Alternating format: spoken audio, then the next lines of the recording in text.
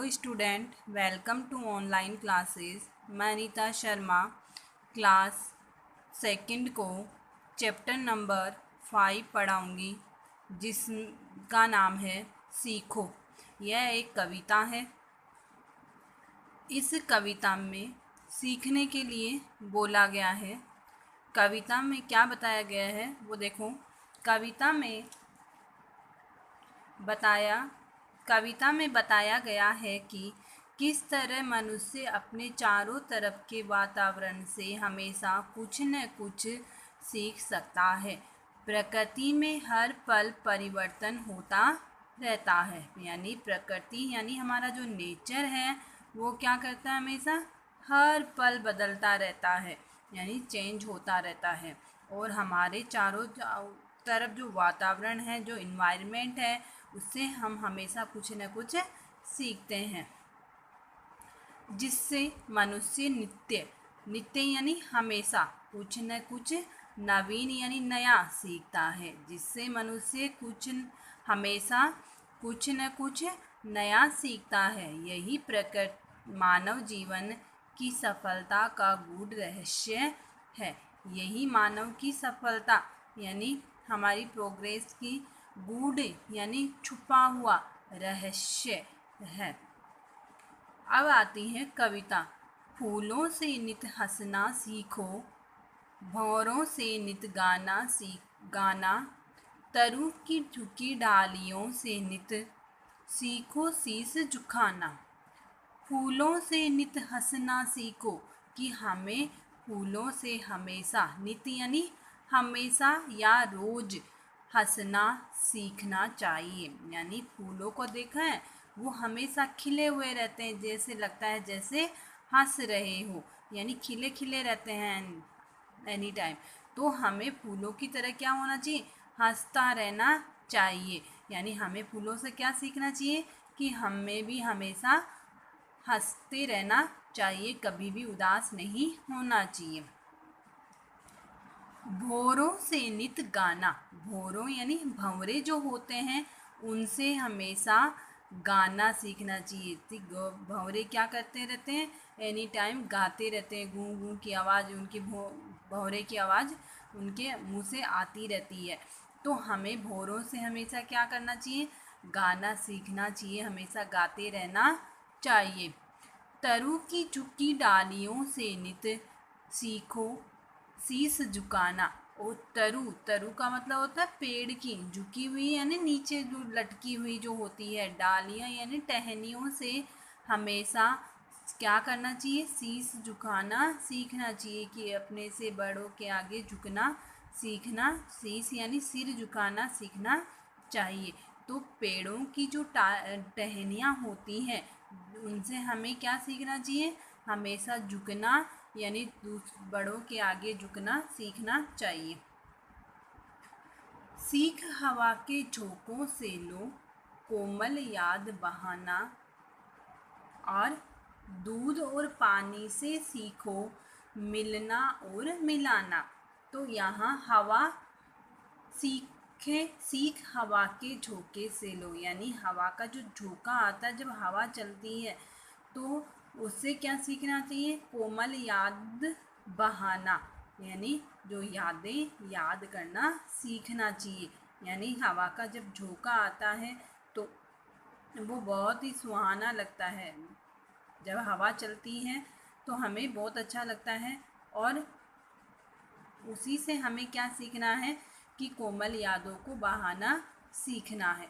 दूध और पानी से सीखो मिलना और मिलाना, यानी दूध और पानी से हमें क्या सीखना चाहिए, मिलना और मिलाना। यानी दूध पानी को अपने अंदर ऐसे मिला लेता है कि हमें पता ही नहीं चलता है कि कौन सा पानी है और कौन सा दूध है।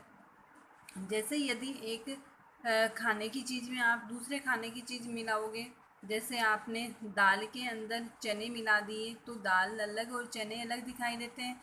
यानी दाल में यदि आप गेहूँ मिला दोगे तब भी अलग अलग दिखाई देंगे। लेकिन दूध और पानी ऐसे हैं कि दूध अपने अंदर पानी को ऐसे मिला लेता है कि हमें दूध और पानी का फ़र्क ही नज़र नहीं आता है। तो दूध और पानी से हमें क्या मिलना और मिलाना सीखना चाहिए, यानी पानी तो दूध में ऐसे मिल जाता है और दूध अपने आप में पानी को मिला लेता है। सूरज की किरणों से सीखो जगना और जगाना। सूरज की जो किरणें होती हैं उनसे हमें जगना और जगाना सीखना चाहिए, यानी सूरज की किरणें क्या होती है, समय पर निकल जाती है, हमेशा कभी भी देर नहीं करती है और वह दूसरों को जगाती भी है।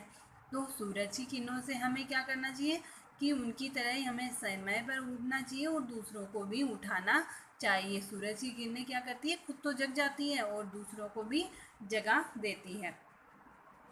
लता और पेड़ों से सीखो सबको गले लगाना।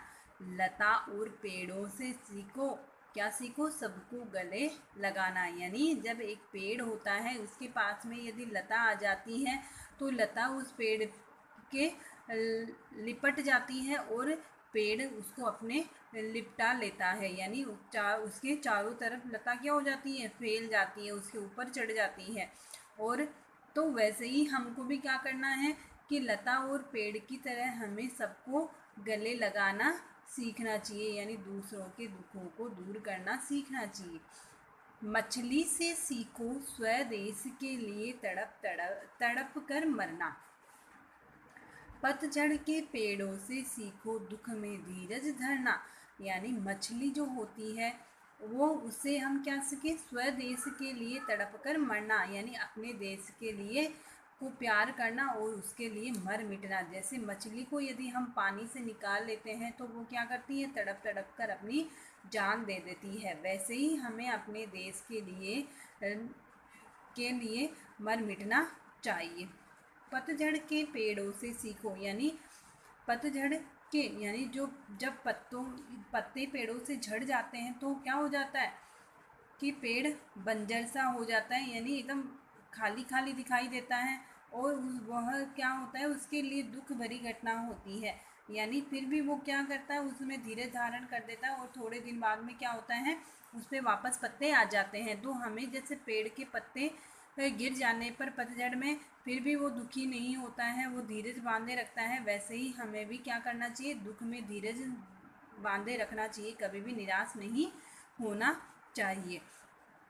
तो इस पाठ का उद्देश्य क्या है, हमेशा कुछ न कुछ नया सीखने की प्रेरणा दी गई है, यानी इस पाठ में हमें नया कुछ सीखने की प्रेरणा दी गई है। हमें प्रेरित किया गया है कि हमें किस किस चीज़ से क्या क्या सीखना चाहिए। फूलों से हमें क्या करना चाहिए, हंसना सीखना चाहिए, भौरों से गाना और पेड़ों की टहनियों से सिर झुकाना, हवा के झोंकों से कोमल यादें बहाना, दूध और पानी से मिलना और मिलाना सीखना चाहिए। सूरज की किरणों से जगना और जगाना सीखना चाहिए। लता और पेड़ से सबको गले लगाना सीखना चाहिए। और मछली से क्या करना चाहिए, अपने देश से प्रेम करना सीखना चाहिए। और पेड़ों से हमें दुख में भी धीरज धरना सीखना चाहिए। तो ये आज का आपका चैप्टर कंप्लीट हो गया है। कल के लिए आपका होमवर्क है, ये शब्दार्थ आपको अपनी नोटबुक में करने हैं। नित्य यानी रोज या प्रतिदिन, शीश यानी सिर, कोमलता यानी मुलायम या मधुर, स्वदेश यानी अपना देश, तरु यानी होता है पेड़, धीरज यानी धैर्य या संयम।